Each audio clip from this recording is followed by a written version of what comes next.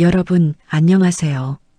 오늘 들려드릴 이야기는 서울 외곽의 작은 골목에서 시작됩니다. 재개발을 앞두고 마지막 따뜻함이 남아있는 그곳에서 벌어진 일입니다. 이야기를 시작하기 전에 구독 버튼을 눌러주세요. 여러분의 하루가 조금 더 따뜻해질 겁니다. 자, 그럼 시작하겠습니다. 2025년 4월 3일 수요일 오후 2시 김준혁은 천천히 골목길을 걸었습니다. 55세의 나이까지만 최근 수술을 받은 탓에 걸음이 평소보다 느렸죠. 대형 프랜차이즈 외식그룹을 이끄는 CEO였지만 지금은 그저 회복이 필요한 한 사람에 불과했습니다. 회장님, 오늘은 이만 돌아가시는 게. 비서가 조심스럽게 말했지만 준혁은 손을 저었어요. 괜찮아. 조금만 더 걸을게. 혼자서. 비서가 물러서고 준혁은 혼자 골목을 거닐었습니다. 병원에서 나와 벌써 1시간째 걷고 있었어요. 의사는 가볍게 산책하라고 했지만 준혁은 회사로 돌아가고 싶지 않았죠. 왜일까요? 스스로도 잘 모르겠었습니다. 골목 모퉁이를 돌았을 때였어요. 작은 간판 하나가 눈에 들어왔습니다. 엄마 손 김밥. 낡은 간판이었어요.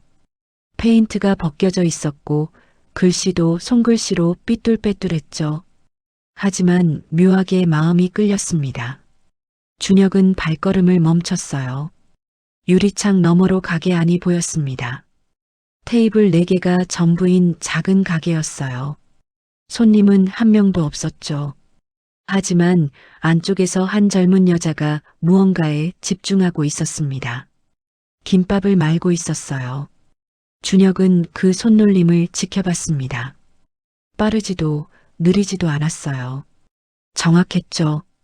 밥을 펴고 재료를 올리고 말고 자르는 모든 동작이 마치 춤을 추는 것 같았습니다. 20년. 준혁의 머릿속에 그 숫자가 떠올랐어요. 20년 전 자신도 저렇게 음식을 만들었었죠. 작은 포장마차에서 한 그릇 한 그릇 정성을 다해서 문을 밀고 들어갔습니다. 딸랑. 문에 달린 종소리가 울렸어요. 여자가 고개를 들었습니다. 어서 오세요. 밝은 목소리였어요. 피곤해 보이는 얼굴이었지만 웃음만큼은 진심이 담겨 있었죠. 준혁은 자리에 앉았습니다. 낡은 의자였어요. 삐걱거렸지만 이상하게 편안했습니다. 뭘 드릴까요? 여자가 다가와 물었어요. 준혁은 메뉴판을 봤습니다. 간단했어요. 김밥, 떡볶이, 순대, 어묵탕. 가격도 저렴했죠. 김밥 한 줄이랑 어묵탕 주세요. 네. 금방 나옵니다. 여자가 주방으로 돌아갔습니다. 준혁은 가게를 둘러봤어요. 벽에는 오래된 사진들이 붙어 있었습니다. 가족 사진인 것 같았어요. 한 여자아이가 어머니, 그리고 어린 남자아이와 함께 웃고 있었죠. 여기요. 5분도 안 돼서 음식이 나왔습니다. 김밥 한 줄과 뜨끈한 어묵탕. 맛있게 드세요. 여자가 미소 지으며 말했어요. 준혁은 젓가락을 들었습니다. 김밥 한 조각을 입에 넣었어요. 그 순간 준혁의 눈이 커졌습니다. 맛있었어요. 아니, 맛있다는 표현으론 부족했습니다. 밥알 하나하나가 살아있었어요. 참기름 향이 은은했고 단무지는 아삭했고 시금치는 부드러웠죠. 하지만 무엇보다 정성이 느껴졌습니다.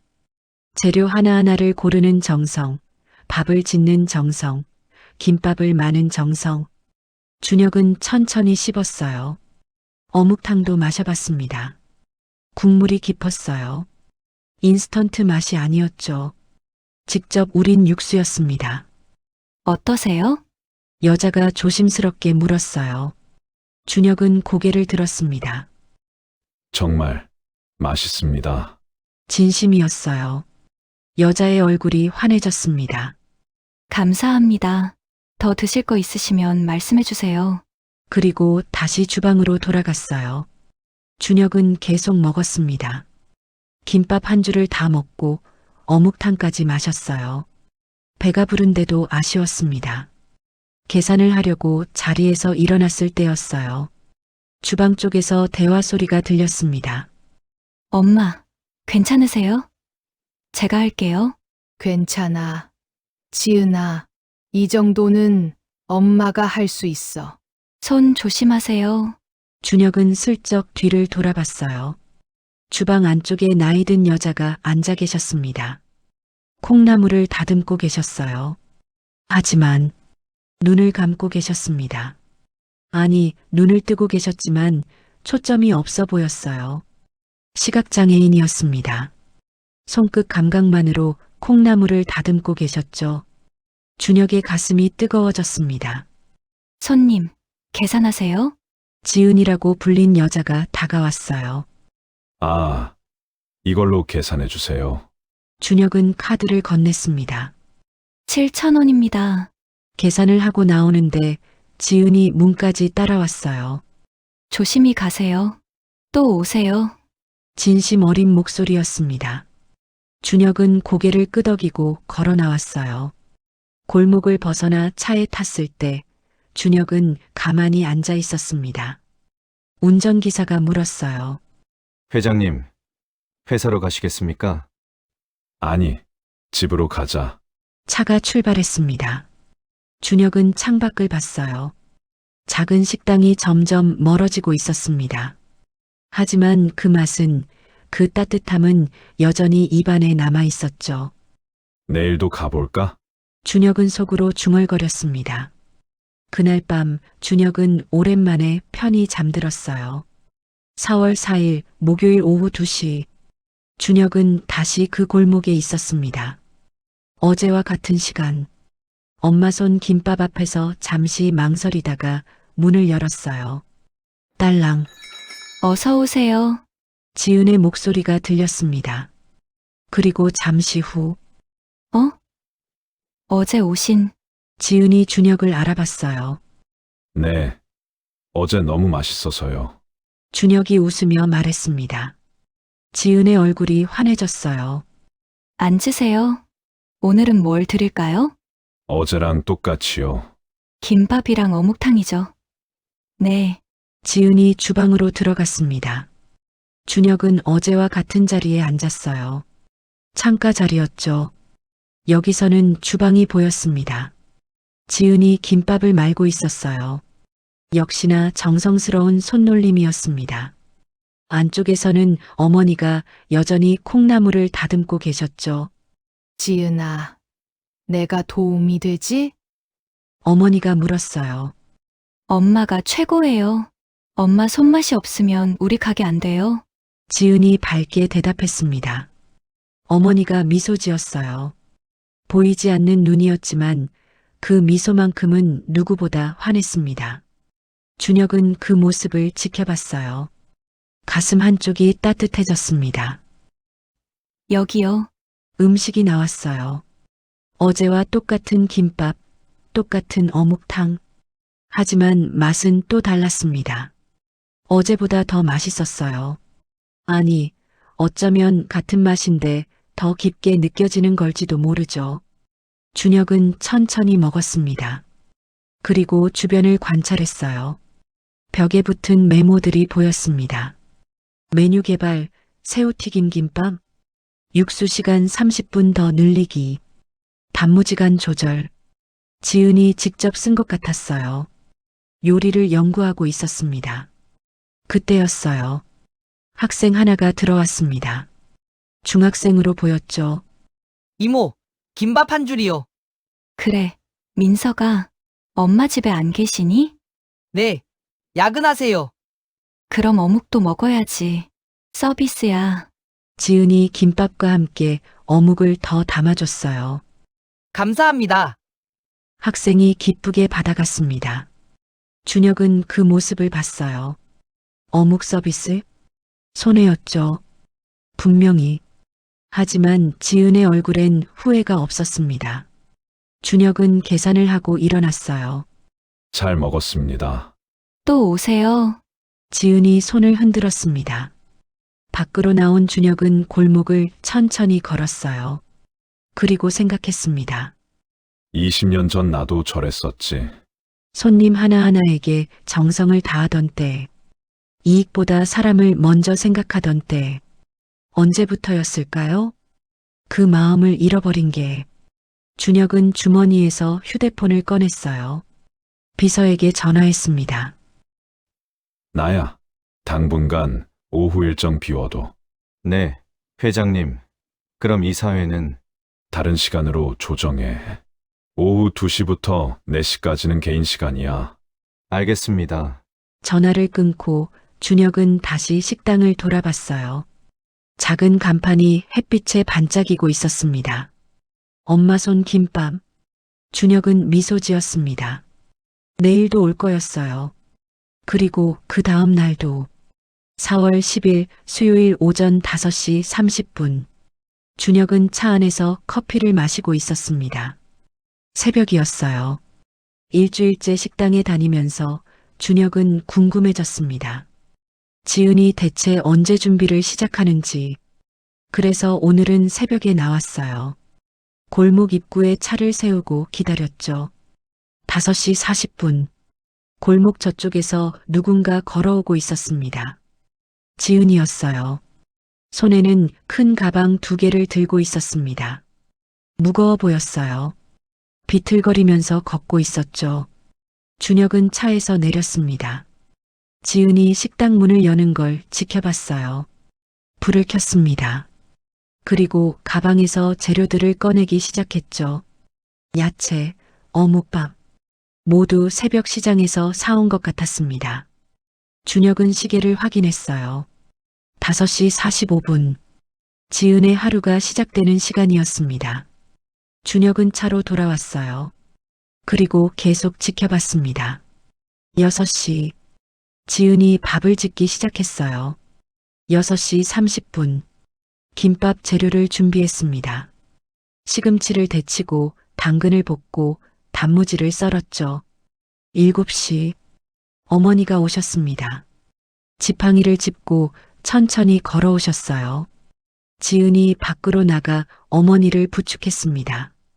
엄마, 천천히요. 괜찮아. 매일 오는 길인데 둘이 함께 가게 안으로 들어갔어요. 7시 30분. 가게 문을 열었습니다. 첫 손님이 들어왔어요. 일찍 출근하는 직장인 같았습니다. 김밥 2줄 포장이요. 네.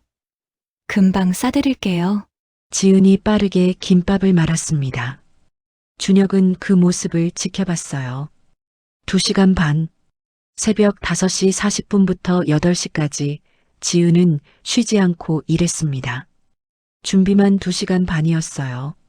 그리고 오후 10시까지 가게를 연다고 했죠. 하루 16시간 이상. 준혁은 한숨을 쉬었습니다. 자신은 요즘 하루 10시간도 일하지 않았어요. 아니, 일한다고 해도 대부분 회의실에 앉아 있거나 보고를 받거나 결제하는 것뿐이었죠. 하지만 지은은 달랐습니다.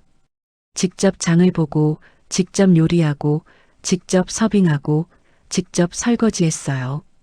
준혁은 운전기사에게 말했습니다. 출발하자. 네, 회장님. 차가 움직였어요. 백미러로 식당이 멀어지는 걸 봤습니다. 하지만 준혁의 마음속엔 어떤 결심이 생기고 있었어요. 이 아이를 도와주고 싶다. 왜일까요? 딸 서연과 비슷한 나이여서일까요? 아니면 20년 전 자신의 모습이 보여서일까요? 준혁은 잘 몰랐습니다. 하지만 확실한 건 지은에게서 눈을 뗄 수 없다는 거였어요. 4월 15일 월요일 오후 2시 30분. 준혁은 오늘도 식당에 왔습니다. 이제 2주째였어요. 어서 오세요. 지은이 웃으며 맞아줬습니다. 이제는 준혁을 단골로 알아봤죠. 오늘도 김밥이랑 어묵탕이세요? 네. 알겠습니다. 준혁이 자리에 앉았을 때였어요. 뒤쪽에서 인기척이 났습니다. 중학생 정도로 보이는 남학생이 가게 뒤편으로 들어가고 있었어요. 준혁은 슬쩍 뒤를 돌아봤습니다. 학생이 가게 뒷문 근처에 앉아 있었어요. 그리고 뭔가를 꺼내 먹기 시작했습니다. 김밥이었어요. 학교 급식을 먹지 않고 여기서 도시락을 먹는 거였습니다. 주방에서 지은이 슬쩍 뒤를 봤어요. 학생을 확인하고는 조용히 미소 지었습니다. 그리고 김밥을 하나 더 말아서 뒷문 쪽에 살짝 놓아뒀어요. 학생이 그걸 발견하고 놀란 표정을 지었습니다. 하지만 곧 감사한 듯 고개를 숙이고 먹기 시작했죠. 준혁은 그 광경을 봤어요. 동생이었습니다.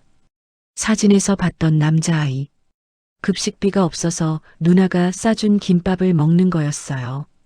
그런데 지은은 동생 자존심 상할까봐 몰래 더 놓아둔 거죠. 준혁의 눈시울이 뜨거워졌습니다.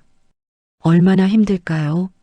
28살의 젊은 나이에 가족을 부양하는 게 시각장애인 어머니와 중학생 동생을. 여기요. 음식이 나왔어요. 준혁은 고개를 들었습니다. 지은이 평소처럼 밝게 웃고 있었어요. 힘든 내색 하나 없이. 맛있게 드세요. 감사합니다.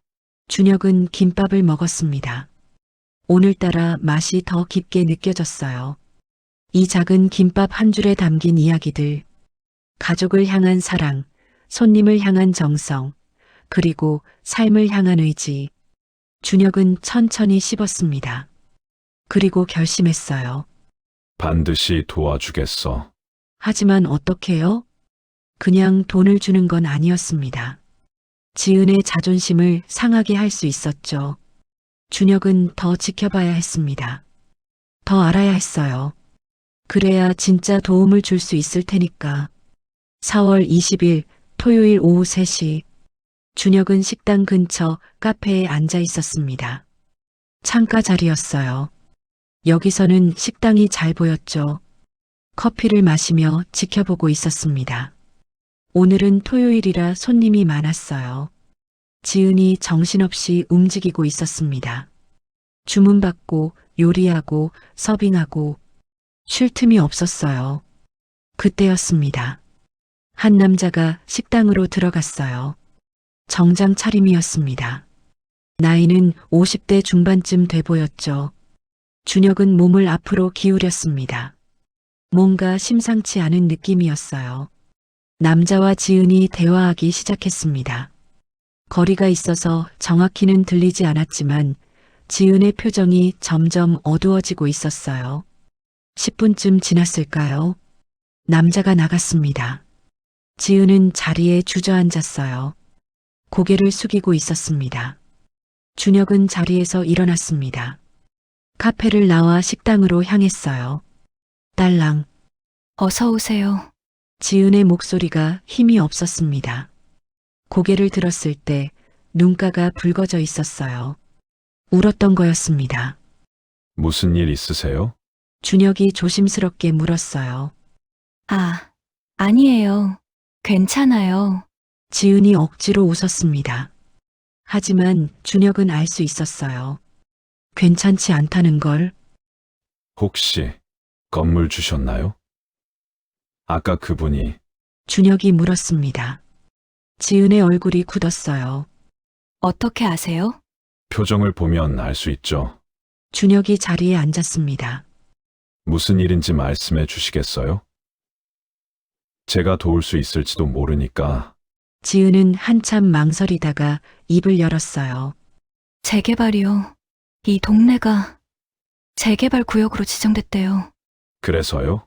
3개월 후에 나가야 해요. 계약 종료래요. 지은의 목소리가 떨렸습니다. 보증금은요?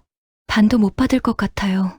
건물주분이 재개발 보상금 받으면 주신대요. 그게 언제인데요? 1년 후, 2년 후, 모른대요. 준혁은 주먹을 꽉 쥐었습니다. 전형적인 갑질이었어요. 약자를 이용하는 거였죠. 새로운 가게는 알아보셨어요? 준혁이 물었습니다. 지은은 고개를 저었어요. 보증금이 없어서요. 지금 있는 돈으로는 턱없이 부족해요.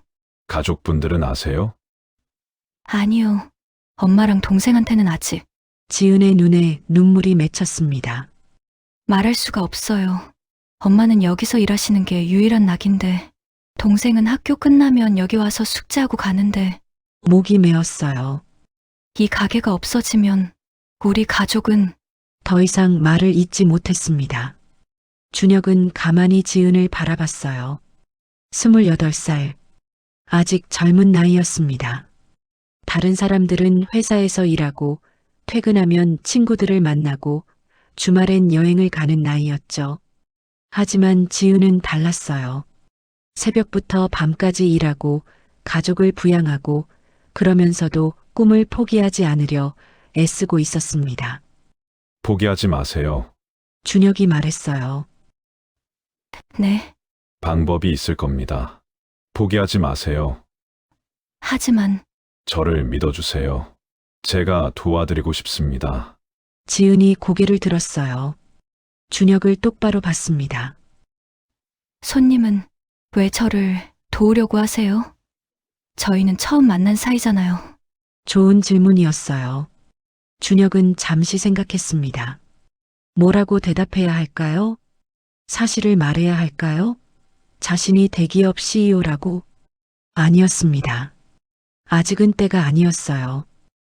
저도 옛날에 작은 식당을 했었어요. 준혁이 조용히 말했습니다. 지금은 아니지만요. 20년 전에, 그러셨어요? 네, 포장마차였죠.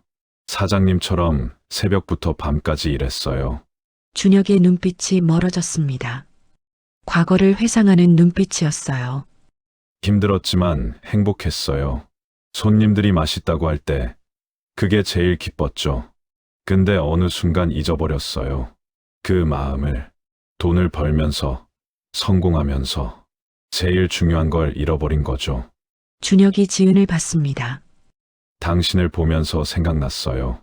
제가 왜 요리를 시작했는지, 무엇이 진짜 중요한지, 그래서 돕고 싶어요. 은혜 갚는 셈 치고요. 제가 받았던 도움을 이제 다른 사람한테 돌려주는 거예요. 지은의 눈에서 눈물이 흘러내렸습니다. 감사합니다. 정말 감사합니다. 울지 마세요. 아직 아무것도 안 했는걸요. 준혁이 미소 지었어요. 일단 오늘은 김밥 한 줄 주세요. 전 그걸로 충분합니다. 지은이 눈물을 닦으며 웃었습니다. 네. 최고로 맛있게 만들어 드릴게요. 그날 준혁은 지금껏 먹어본 것 중 가장 맛있는 김밥을 먹었습니다. 눈물이 담긴 김밥이었어요. 4월 25일 목요일 오후 6시. 준혁은 회사 사무실에 앉아 있었습니다. 책상 위에는 서류들이 쌓여 있었어요. 하지만 집중이 안 됐습니다. 머릿속엔 지은 생각뿐이었죠. 어떻게 도와줄까? 그냥 돈을 주는 건 안 됐어요. 지은의 자존심을 상하게 할 수 있었습니다. 그렇다고 가게를 인수하겠다고 하는 것도 이상했죠. 아직 신분을 밝히지 않았으니까요. 준혁은 한숨을 쉬었어요. 그때 노크 소리가 들렸습니다. 아버지, 들어가도 돼요? 딸 서연의 목소리였어요. 그래. 들어와. 문이 열리고 서연이 들어왔습니다. 26살의 서연은 준혁을 닮아 똑부러졌어요. 프랜차이즈 기획팀 차장으로 일하고 있었죠. 아버지, 이 서류 확인 부탁드려요. 신규 프로젝트 건의예요. 무슨 프로젝트? 서울 외곽 재개발 지역이에요. 거기에 우리 프랜차이즈 입점하려고요. 준혁의 손이 멈췄습니다.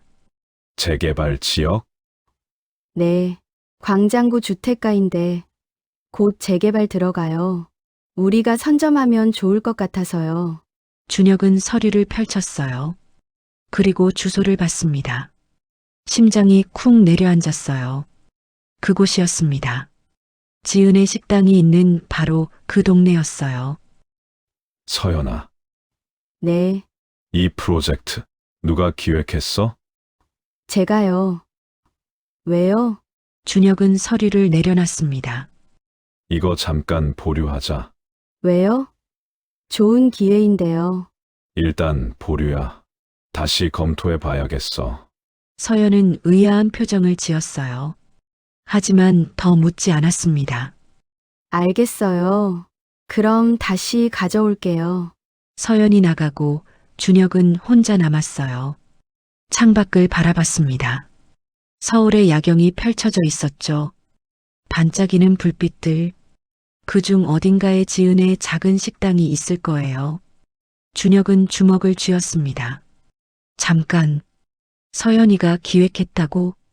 뭔가 이상했어요. 서연은 그런 아이가 아니었습니다. 약자를 짓밟는 프로젝트를 추진할 아이가 아니었죠. 준혁은 서연을 다시 불렀어요. 서연아, 잠깐만. 서연이 돌아왔습니다. 왜요, 아버지? 이 프로젝트 현장 조사는 했어? 아직이요. 다음 주에 가려고요. 그래? 그럼 내가 같이 가도 될까? 네. 아버지가요? 응. 요즘 현장 감각을 잃은 것 같아서 직접 보고 싶어. 서연은 놀란 표정이었어요. 준혁 회장이 직접 현장을 간다는 건 드문 일이었으니까요. 좋아요. 그럼 다음 주 화요일에 같이 가요. 그래. 그렇게 하자. 서연이 나가고 준혁은 다시 서류를 봤어요. 재개발.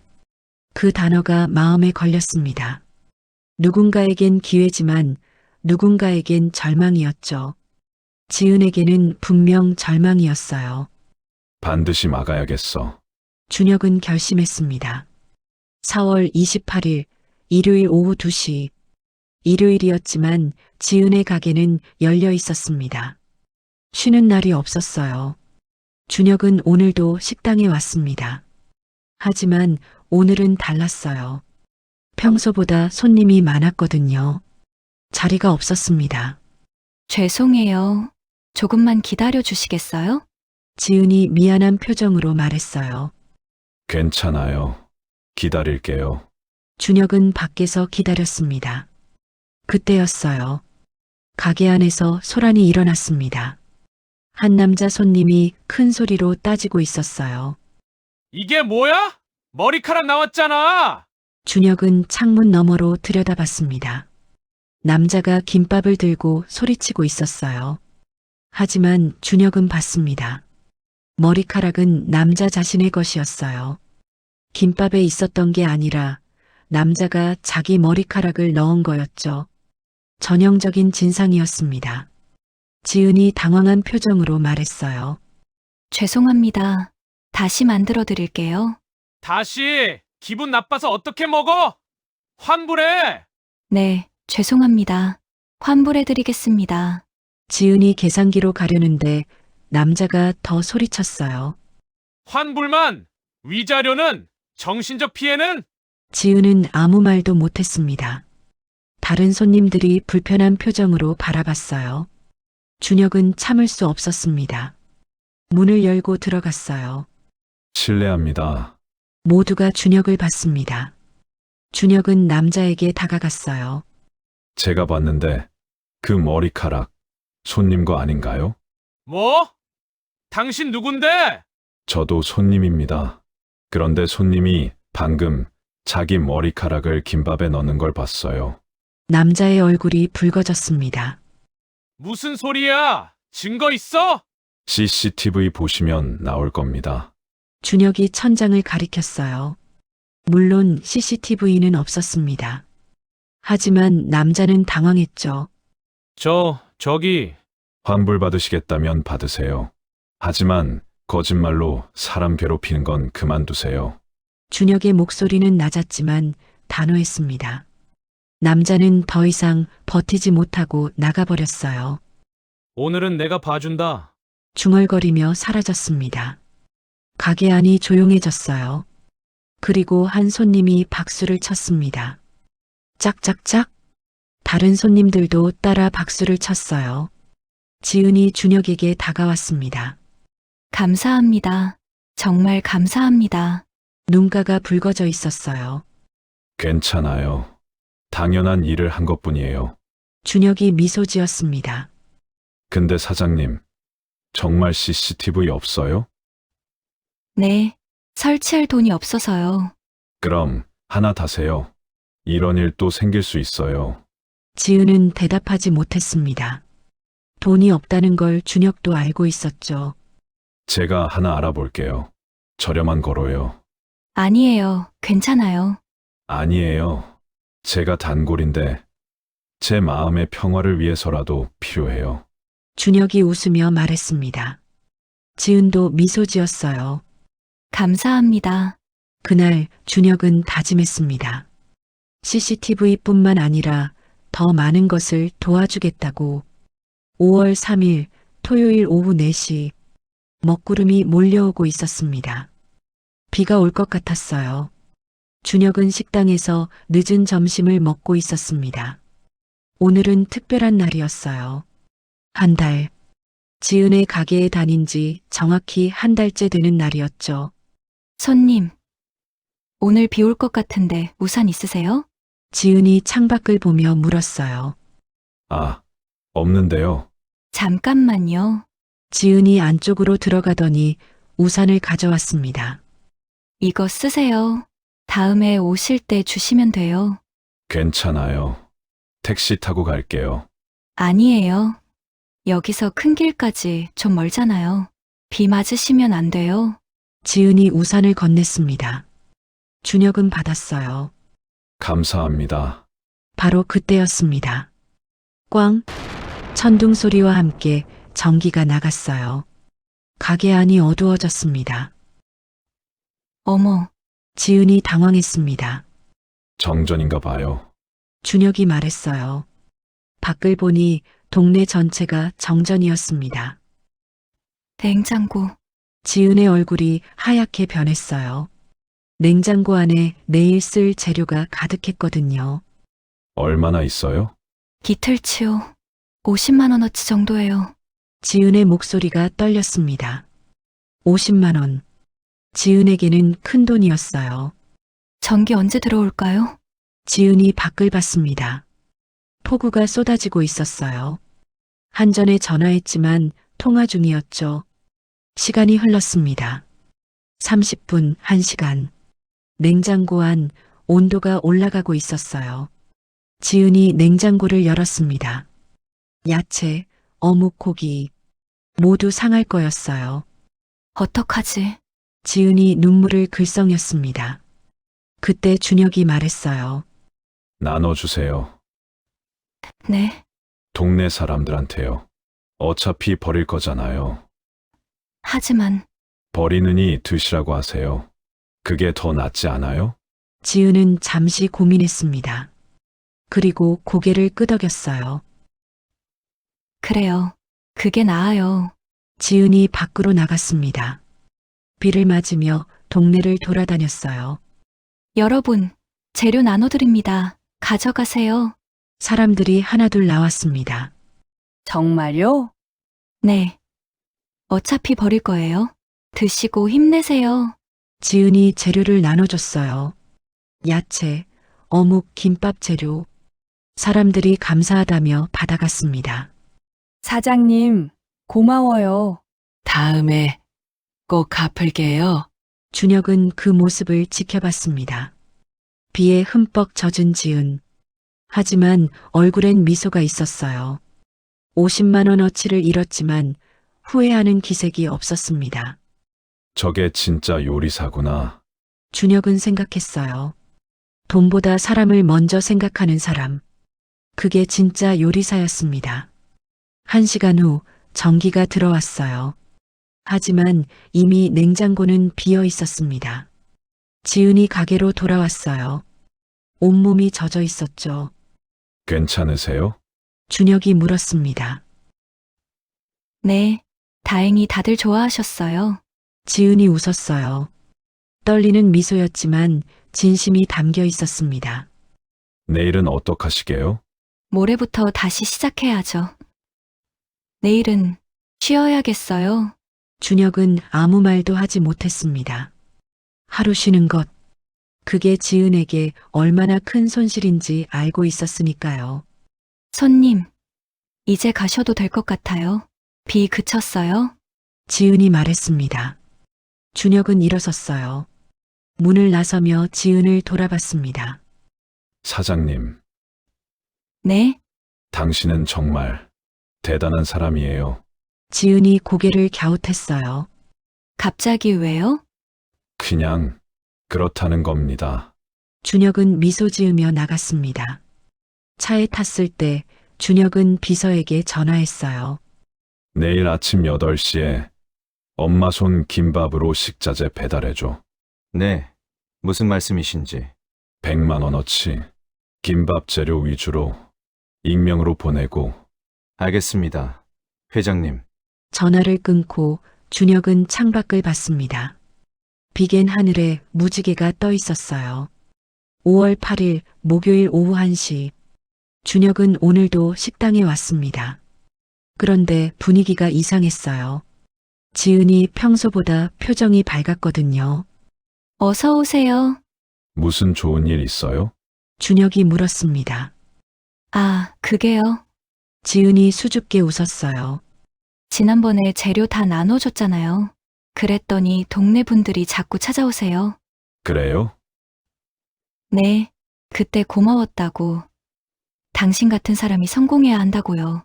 지은의 눈가가 촉촉해졌어요. 그리고 익명으로 식자재도 보내주신 분이 계셨어요. 100만 원어치나. 준혁은 모르는 척했습니다. 누가 보냈는지 아세요? 아니요, 편지만 있었어요. 응원합니다라고만. 좋은 분이시네요. 정말요. 세상에 좋은 분들이 많은 것 같아요. 지은이 밝게 웃었습니다. 준혁도 미소 지었어요. 바로 그때였습니다. 가게 문이 벌컥 열렸어요. 한 남자가 비틀거리며 들어왔습니다. 냄새가 났어요. 술 냄새와 땀 냄새, 노숙자였습니다. 다른 손님들이 얼굴을 찌푸렸어요. 저기, 한 손님이 뭐라 하려는데 남자가 쓰러졌습니다. 쿵! 바닥에 쓰러진 거예요. 어머, 손님들이 놀라 자리에서 일어났습니다. 지은이 황급히 달려갔어요. 아저씨, 정신 차리세요. 남자는 의식이 없었습니다. 준혁도 다가갔어요. 맥박을 확인했습니다. 약했지만 뛰고 있었어요. 119 불러야겠어요. 준혁이 말했습니다. 네, 지은이 전화기를 들었어요. 그때 한 손님이 말했습니다. 사장님. 저 사람밖에 눕혀놔요. 여기 냄새 나잖아요. 다른 손님도 거들었어요. 맞아요. 손님들 다 나가겠어요. 지은은 잠시 멈칫했습니다. 그리고 단호하게 말했어요. 안 됩니다. 가게 안이 조용해졌어요. 사람이 먼저예요. 장사는 나중 문제고요. 지은이 남자를 안쪽으로 옮겼습니다. 그리고 담요를 덮어줬어요. 준혁이 도왔습니다. 물 끓여주세요. 네, 지은이 뜨거운 물을 준비했어요. 수건도 가져왔죠. 남자의 이마를 닦아줬습니다. 아저씨, 괜찮으세요? 곧 구급차 와요. 지은의 목소리는 따뜻했어요. 손님 중 몇 명이 나갔습니다. 불편했던 거죠. 하지만 지은은 개의치 않았어요. 남자를 계속 돌봤습니다. 10분 후 구급차가 왔어요. 구급대원들이 남자를 데려갔습니다. 함께 가실 분 있으세요? 저, 가게에 있어야 해서요. 지은이 미안한 표정을 지었어요. 괜찮습니다. 연락처 주세요. 네, 지은이 자기 번호를 줬습니다. 구급차가 떠나고 가게는 조용해졌어요. 손님이 반으로 줄어 있었습니다. 지은이 바닥을 닦기 시작했어요. 준혁은 그 모습을 지켜봤습니다. 손해였어요. 손님도 잃고 시간도 뺏기고, 하지만 지은의 얼굴엔 후회가 없었습니다. 오히려 다행이라는 표정이었죠. 사람이 먼저다. 지은이 했던 말이 준혁의 귀에 맴돌았어요. 그 말은 20년 전 준혁 자신이 했던 말이기도 했습니다. 하지만 언제부터인가 잊고 살았죠. 돈이 먼저, 회사가 먼저, 성공이 먼저. 사람은 늘 뒤였어요. 사장님, 준혁이 불렀습니다. 네? 커피 한 잔 주세요. 서비스로요. 네? 커피는 없는데요. 그럼 차라도요. 당신이 좀 쉬어야 할 것 같아서. 지은이 미소 지었어요. 고맙습니다. 손님, 그날 준혁은 확신했습니다. 이 사람을 반드시 도와야 한다고. 5월 10일 토요일 오후 7시 준혁은 회사 사무실에 있었습니다. 주말인데도 일하고 있었어요. 아니, 일한다기보다는 고민하고 있었습니다. 어떻게 해야 할까? 지은을 어떻게 도와줘야 할까? 그때 노크 소리가 들렸습니다. 아버지, 계세요? 서연의 목소리였어요. 그래. 들어와. 서연이 들어왔습니다. 뭔가 심각한 표정이었어요. 아버지, 말씀드릴 게 있어요. 뭔데? 저번에 보류하라고 하신 재개발 프로젝트요. 응. 그거, 제 대학 친구 가게가 거기 있어요. 준혁의 손이 멈췄습니다. 뭐? 박지은이요. 대학 동기였어요. 서연이 앉았습니다. 요리학과 같이 다녔는데 지은이가 중퇴했어요. 왜? 집안 사정이요. 어머니가 눈이 좀 불편하시고 동생도 어리고. 서연의 목소리가 떨리기 시작했어요. 그때 지은이가 부탁했었는데 도와주지 못했어요. 졸업하고 바로 회사 들어와서 연락도 끊겼고요. 서연의 눈가가 붉어졌습니다. 어제 우연히 지나가다가 봤어요. 지은이가 작은 분식집을 하고 있더라고요. 그래서? 들어갔어요. 인사하려고. 그런데 서연이 눈물을 닦았어요. 지은이가 너무 좋아하더라고요. 우는 거예요. 저 본 게 너무 반갑다고. 그리고 알았어요. 재개발 때문에 3개월 후에 가게 나가야 한대요. 준혁은 딸을 바라봤습니다. 그래서 어떻게 하고 싶은데? 프로젝트 중단하고 싶어요. 서연이 단호하게 말했어요. 그 동네 재개발 우리가 안 해도 돼요. 친구를 위해서라도. 준혁은 미소 지었습니다. 딸이 자랑스러웠어요. 좋아. 중단하자. 정말이요? 응. 그리고 말이야. 준혁이 몸을 앞으로 기울였습니다. 네 친구 도와주고 싶으면 내가 방법 알려줄까? 방법이요? 무슨? 준혁은 서연에게 자초지종을 설명했어요. 자신이 한 달 동안 그 가게에 다녔다는 것, 지은을 관찰했다는 것, 도와주고 싶다는 것, 모든 걸 이야기했습니다. 서연은 놀란 표정으로 들었어요. 아버지가 그 가게 다니셨어요? 응. 매일. 왜 말씀 안 하셨어요? 너한테 부담 주고 싶지 않아서. 그리고 네 친구란 걸 오늘 알았잖아. 서연의 눈에 눈물이 고였습니다. 아버지, 이제 함께 도와주자. 우리 둘이서. 네. 서연이 고개를 끄덕였어요. 그날 밤 아버지와 딸은 오랜만에 진지한 대화를 나눴습니다. 어떻게 지은을 도울지, 어떻게 하면 그녀의 자존심을 상하게 하지 않을지. 밤이 깊어갔지만 둘의 대화는 멈추지 않았어요. 5월 15일 목요일 오후 9시 30분. 가게 문을 닫을 시간이었습니다.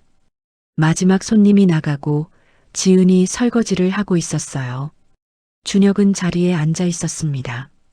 오늘은 특별한 날이었어요. 진실을 밝힐 날이었으니까요. 손님, 이제 문 닫아야 하는데요. 지은이 조심스럽게 말했어요. 알아요. 그래서 잠깐 이야기 좀 할 수 있을까요? 네?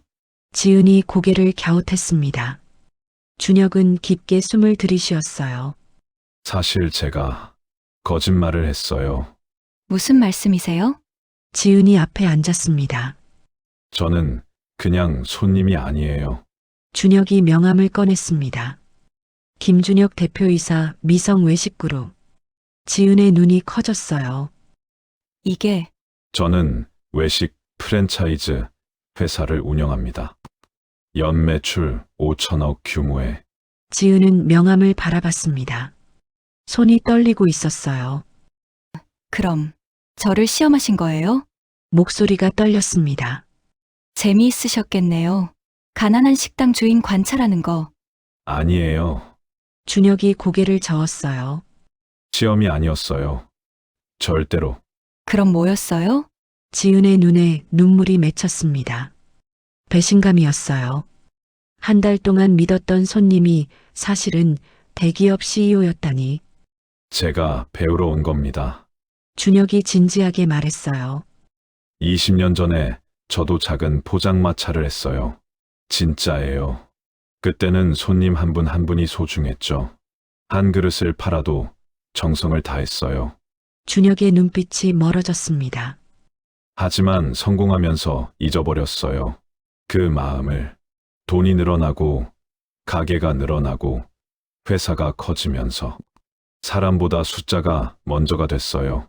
손님보다 매출이 중요해졌죠. 준혁이 지은을 똑바로 봤습니다. 그런데 당신을 보면서 깨달았어요.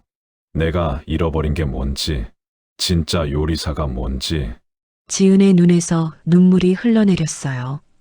쓰러진 노인을 보고 망설이지 않았어요.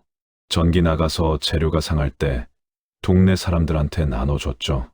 노숙자가 쓰러졌을 때도 손님보다 사람을 먼저 생각했어요. 준혁의 목소리가 떨렸습니다. 그게 진짜 요리사예요.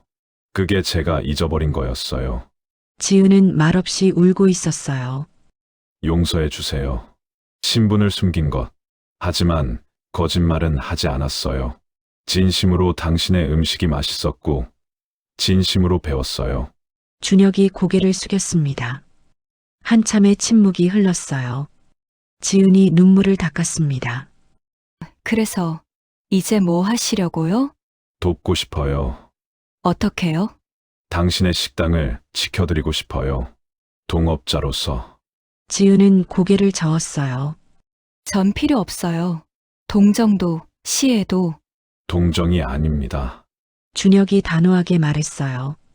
투자예요. 진짜 요리사에 대한 투자. 그리고 준혁이 잠시 멈췄습니다. 제 딸이 당신 친구래요. 김서현. 지은의 눈이 다시 커졌어요. 서연이가? 네. 같은 학과 나왔다면서요? 맞아요. 그런데 서연이가 어제 여기 왔었죠? 지은이 고개를 끄덕였어요. 오랜만에 만나서 너무 반가웠어요. 미안했고요. 졸업할 때 못 본 게 서연이도 미안해했어요. 그때 못 도와준 거. 준혁이 미소 지었습니다. 이번엔 우리가 도와주고 싶어요. 아버지와 딸이 함께. 지은은 한참 동안 아무 말도 하지 못했어요. 감정이 복잡했습니다. 배신감, 감사함, 미안함, 기쁨. 모든 게 뒤섞여 있었죠. 생각할 시간 주세요. 지은이 겨우 말했어요. 당연하죠. 천천히 생각하세요. 준혁이 일어섰습니다. 하지만 한 가지만 기억해 주세요. 뭔가요? 당신은 자격이 있어요. 도움받을. 4년 동안 가족 부양하면서 매일 새벽부터 일하면서 그러면서도 음식에 정성을 다하셨잖아요. 준혁이 문을 향해 걸었어요. 그게 자격이에요. 충분한 자격. 문을 열고 나가려는데 지은이 불렀습니다. 회장님, 준혁이 돌아봤어요. 김밥 진짜 맛있었어요? 아니면 그것도 거짓말. 준혁은 미소 지었습니다. 20년 동안 먹어본 것 중 최고였어요. 진심으로. 지은도 미소 지었어요. 눈물 범벅인 얼굴이었지만 그 미소만큼은 진짜였습니다. 5월 17일 토요일 오후 3시 지은은 가게 앞에서 서연을 기다리고 있었습니다. 어제 서연에게서 연락이 왔었어요. 만나서 이야기하고 싶다고. 지은아, 서연이 달려왔습니다. 둘은 포옹했어요. 오랜만이야, 서연아. 정말 오래됐다. 미안해. 그동안 연락 못해서. 아니야, 나도 미안해. 둘은 가게 안으로 들어갔어요. 다른 손님이 없는 시간이었습니다. 커피 줄까? 응, 고마워. 서연이 앉았어요. 지은이 커피를 내렸습니다. 서연아, 내 아버지, 미안해. 말 안 해서. 서연이 고개를 숙였어요. 나도 어제 알았어. 아버지가 내 가게 다닌 거. 왜 말씀 안 하셨대? 부담 주고 싶지 않으셨대. 그리고 나한테도 말 안 하셨어. 지은은 고개를 끄덕였어요. 아버지 말씀 들었어? 응, 도와주고 싶다고 하시던데. 어떻게 생각해? 서연이 지은을 똑바로 봤습니다. 솔직히 말할게. 응, 받아. 제발. 서연의 목소리가 떨렸어요. 너 혼자 너무 힘들어 보여. 4년 동안 얼마나 힘들었어? 괜찮아. 나는 안 괜찮아. 서연이 지은의 손을 잡았습니다. 대학 때 내가 못 도와준 거 너무 미안해. 내가 자퇴한다고 했을 때 말렸어야 했는데. 아니야. 내 선택이었어. 그래도 친구로서 뭔가 했어야 했어. 서연의 눈에 눈물이 고였어요. 이번엔 내가 도와줄게. 아니, 우리가 아버지랑 나랑. 지은도 울고 있었습니다. 고마워. 정말 고마워. 울지 마. 이제 시작이야. 내 진짜 꿈 이루는 거. 내 꿈? 응, 너 기억나? 대학 때 말했잖아. 언젠가 제대로 된 식당 하고 싶다고. 지은은 기억했어요. 밤늦게까지 요리 연습하면서 서연에게 했던 말. 언젠가는 내 식당을 가질 거야. 사람들이 줄 서는 식당. 근데 비싸지 않고 따뜻한 식당. 그 꿈 아직 있지? 서연이 물었어요. 있어. 그럼 같이 이루자. 이번엔 혼자 아니야. 지은은 고개를 끄덕였습니다. 눈물이 멈추지 않았지만 미소 짓고 있었어요. 5월 20일 화요일 오전 10시. 준혁의 사무실에 세 사람이 모였습니다. 준혁, 서연, 그리고 지은. 책상 위에는 서류들이 놓여 있었어요. 자, 그럼 시작할까요? 준혁이 말했습니다.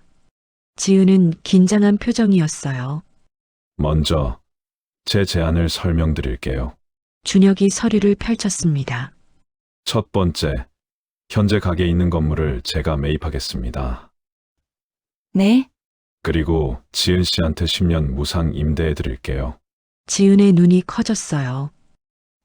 그건 너무 아직 다 안 끝났어요. 준혁이 미소 지었습니다. 두 번째, 가게 리모델링을 지원하겠습니다.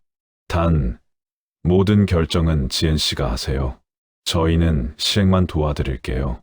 세 번째, 서연이가 프랜차이즈 운영 노하우를 알려드릴 거예요. 원하시면요. 강요는 아닙니다. 서연이 고개를 끄덕였어요. 네 번째, 동생분 민준 씨 장학금을 지원하겠습니다. 고등학교, 대학교까지. 지은의 눈에서 눈물이 흘러내렸어요. 다섯 번째, 어머님 안과 수술 비용을 지원하겠습니다. 회장님. 그리고 마지막, 준혁이 가장 중요한 서류를 꺼냈습니다. 3년 후 지은 씨가 선택하세요. 선택이요?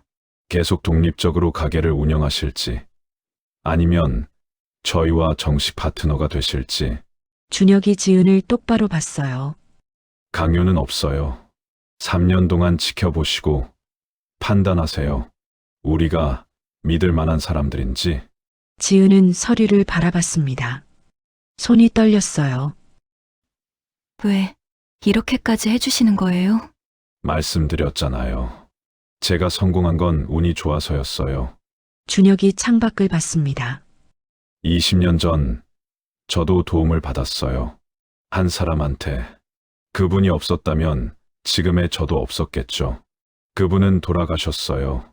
제가 성공하기 전에 보답할 기회도 없었죠. 준혁의 목소리가 낮아졌어요. 그래서 이제 다른 사람한테 돌려주고 싶어요. 제가 받았던 도움을. 그리고 서연이 끼어들었어요. 우리에게도 배울 게 있어, 지은아. 아버지 말씀대로 우리는 숫자만 보고 살았어. 매출, 이익, 성장률. 서연이 지은의 손을 잡았습니다. 근데 너는 사람을 봐. 손님 한 분 한 분을. 그게 진짜 요식업이잖아. 지은은 고개를 숙였어요. 눈물이 뚝뚝 떨어졌습니다. 받을 자격이 있을까요? 저 같은 사람이. 있어요. 준혁이 단호하게 말했어요. 4년 동안 매일 새벽 5시에 일어나서 밤 10시까지 일했어요. 가족 부양하면서, 동생 뒷바라지 하면서. 그러면서도 음식에 정성을 잃지 않았어요. 손님을 함부로 대하지 않았고요. 준혁이 지은의 어깨에 손을 얹었습니다. 그게 자격이에요. 충분한 자격. 지은은 한참 동안 울었어요. 억눌렀던 감정이 터진 거였습니다. 4년 동안의 외로움, 힘듦, 두려움. 모든 게 눈물로 쏟아져 나왔어요. 서연이 지은을 안아줬습니다. 이제 혼자 아니야. 우리가 있어. 준혁도 조용히 지켜봤어요. 따뜻한 미소를 지으며 6월 1일 월요일 오전 9시 공사가 시작됐습니다. 엄마 손 김밥이 새롭게 태어나는 날이었어요. 하지만 지은의 의견을 100% 반영한 리모델링이었죠. 벽은 이색으로 할까요? 인테리어 디자이너가 물었어요. 아니요. 너무 세련된 것 같아요. 조금 더 따뜻한 색으로. 이건 어떠세요? 좋아요. 이게 우리 가게 느낌이에요. 지은이 밝게 웃었습니다. 서연이 옆에서 지켜봤어요. 테이블은 몇 개로 할까요? 8개요. 너무 많으면 정신없어요. 주방 설비는? 최신형으로 해주세요. 하지만 김밥은 제가 직접 손으로 말 거예요. 지은의 눈이 반짝였습니다. 꿈을 이루는 눈빛이었어요. 한편 다른 곳에서는 민준아, 이거 봐. 준혁이 중학생 민준을 불렀습니다. 네, 회장님. 민준이 조심스럽게 다가왔어요. 회장님이라고 부르지 마. 아저씨라고 해. 네, 아저씨. 이거 장학금 신청서야. 작성해서 제출하면 돼. 정말 괜찮은 건가요?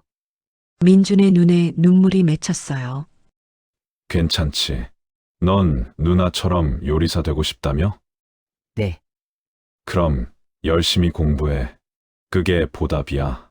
감사합니다. 정말 감사합니다. 민준이 깊게 인사했습니다.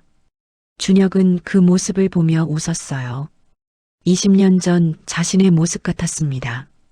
또 다른 곳에서는 어머니, 눈 떠보세요. 의사가 말했습니다. 지은의 어머니 순자가 천천히 눈을 떴어요. 수술 후 처음으로 붕대를 풀었습니다. 보여요? 지은이 떨리는 목소리로 물었어요. 어머니가 천천히 주변을 둘러봤습니다. 흐릿했지만 보였어요. 지은아, 네, 엄마. 내 딸. 얼굴. 어머니가 지은의 얼굴을 손으로 만졌습니다. 그리고 눈으로도 봤어요. 예쁘다. 우리 딸 이렇게 예뻤구나. 엄마. 둘은 껴안고 울었습니다. 기쁨의 눈물이었어요. 7월 15일 월요일 오전 11시 재개장하는 날이었습니다. 엄마 손 김밥이 새롭게 문을 열었어요. 깨끗해진 가게, 새로운 설비. 하지만 간판은 그대로였습니다. 지은이 원했어요. 이 간판은 그대로 두고 싶어요. 우리의 시작이니까. 사람들이 줄을 서 있었습니다. 동네 주민들이었어요. 사장님, 축하해요. 새로 오픈한 거 축하드려요. 꽃다발을 들고 온 사람도 있었죠. 지은은 감동해서 울었어요. 감사합니다. 정말 감사합니다. 문을 열었습니다. 첫 손님이 들어왔어요. 준혁이었습니다. 어서 오세요. 지은이 밝게 인사했어요. 첫 손님은 제가 돼야죠. 준혁이 웃으며 앉았습니다. 뭘 드릴까요? 당연히 김밥이랑 어묵탕이죠. 네. 금방 나옵니다. 지은이 주방으로 들어갔어요. 어머니가 옆에서 도와주고 있었습니다. 이제는 눈으로 볼 수 있었죠. 지은아, 재료 이거 맞니? 네. 엄마, 완벽해요. 둘이 함께 김밥을 말았습니다. 서연도 가게에 왔어요. 지은아, 축하해. 고마워, 서연아. 나도 주문할게. 김밥 2줄. 응, 기다려. 가게는 금방 활기를 되찾았습니다. 손님들의 웃음소리, 주문하는 소리, 음식 만드는 소리, 모든 게 조화로웠어요. 준혁은 그 모습을 지켜보며 커피를 마셨습니다. 이거야. 이게 진짜 식당이지. 만족스러운 미소를 지었어요. 12월 25일 목요일 오후 7시 크리스마스였습니다. 가게는 오늘도 북적였어요. 하지만 특별한 날이었습니다. 지은이 새로운 메뉴를 출시하는 날이었거든요. 여러분, 오늘 특별 메뉴 소개합니다. 지은이 크게 말했어요. 손님들이 귀를 기울였습니다. 엄마의 마음 특선 도시락이에요. 박스를 열었습니다. 안에는 정성스럽게 담긴 음식들이 있었어요. 김밥, 잡채, 계란말이, 과일. 이 도시락은 혼자 사시는 어르신들이나 끼니 거르는 학생들한테 무료로 드릴 거예요. 손님들이 박수를 쳤습니다. 서연이가 도와줬어요. 포장 디자인이랑 유통 시스템, 서연이 손을 흔들었어요. 그리고 회장님이 재료비를 지원해 주셨고요. 준혁도 고개를 끄덕였습니다. 매일 30개씩 만들 거예요. 정성껏. 지은의 얼굴에 미소가 가득했어요. 그날 밤 세 사람은 함께 앉아 있었습니다. 준혁, 서연, 지은. 올 한 해 수고했어요. 준혁이 말했어요. 아니에요. 제가 더 감사하죠. 지은이 대답했습니다. 내년엔 더 잘할 거야, 지은아. 서연이 격려했어요. 응, 우리 셋이 함께니까. 지은이 웃었습니다. 창밖으로 눈이 내리기 시작했어요. 하얀 눈이 골목을 덮어갔죠. 하지만 가게 안은 따뜻했습니다. 사람들의 온기로 가득했어요. 그 온기는 김밥에서 시작해 골목을 지나 다시 사람에게로 돌아가고 있었습니다. 작은 식당 하나가 동네의 마음이 되고 하루를 버티게 하는 이유가 되었습니다. 누군가는 따뜻한 한 끼로 위로를 받았고 누군가는 그 모습을 보며 세상이 아직 괜찮다는 걸 믿게 되었죠. 김준혁은 그날 깨달았습니다. 성공이란 더 많이 갖는 것이 아니라 더 많이 남기는 것이라는 걸. 지은은 여전히 새벽에 문을 열고 정성껏 김밥을 말고 있습니다. 달라진 건 가게의 크기가 아니라 함께 걷는 사람들이 늘어났다는 사실이었죠. 그리고 그 골목은 오늘도 조용히 누군가의 하루를 살려내고 있었습니다. 오늘 이야기 잘 들으셨나요? 서울 외곽의 작은 골목에서 시작된 이 이야기는 사실 특별한 사람의 이야기가 아닙니다. 우리 주변 어딘가에서 오늘도 묵묵히 버티고 있는 사람들의 이야기일지도 모릅니다. 따뜻한 한 끼, 작은 배려, 그리고 사람을 먼저 생각하는 마음 하나가 누군가의 하루를, 인생을 바꿀 수도 있다는 걸 기억해 주셨으면 합니다. 이 이야기가 여러분의 마음에도 잠시라도 온기를 남겼다면 좋겠습니다. 끝까지 함께 해주셔서 감사합니다. 다음 이야기에서 또 찾아뵐게요.